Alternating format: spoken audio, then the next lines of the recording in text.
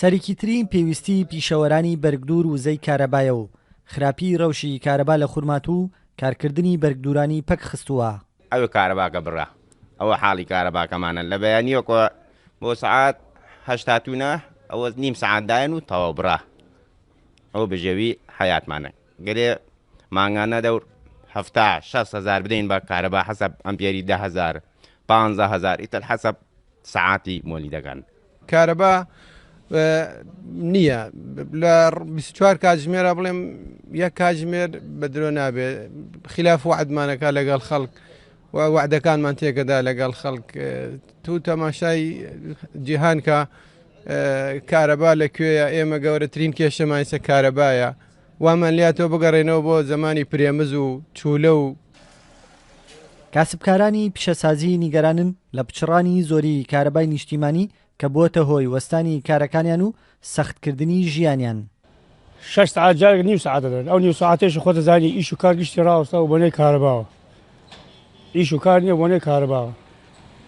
خەڵکی گەرەکان کارەبایان گەرەکان هەر کارەباگە بێت تویشمان گەرەک نییە. وەڵای زۆر تاسیری کردەوە سەر من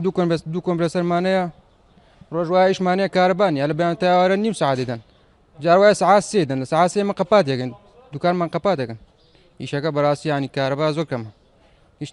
کێشەی کارەبامان زۆرە داواکانی لە حکوومەت چارەسەریمان بۆ بدۆزێتەوە. بەڕێوەبەری کارەبای خورمات و ئامادە نەبوو هیچ لێدوانێکی فەرمی بدات تەنها زانیاری ئەوەی پێداین کە خورمات و پێویستی بە 126 مێگاوایت کارەبا هەیە ڕۆژانە بەڵام 20 مێگاوایتیان پێدەگات ئەمەی شوای کردووە لە 24 کاتژمێردا بتوانن 3 کاتژمێر کارەبای نیشتیمانی دابەش بکەن. ماوەی چەند ساڵێکە یەکێک لە سەرەکیترین کێشەکانی عێراق لە پاش ڕەوشی ئەمنی خراپی ڕەوشی کارەبای نیشتیمانیە کە تاکو ئێستا چارەسەر نەکراوە. ئەوەی جێی سەرسوورمانە لای هاوڵاتیانی عێراق ئەم وڵاتە هەموو سەرچاوەیەکی دابینکردنی وزەی کارەبای هەیە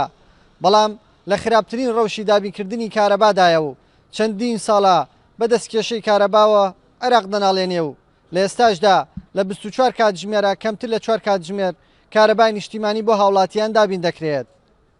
کاروان حەبیب، کورد سات نیوز، خورمات و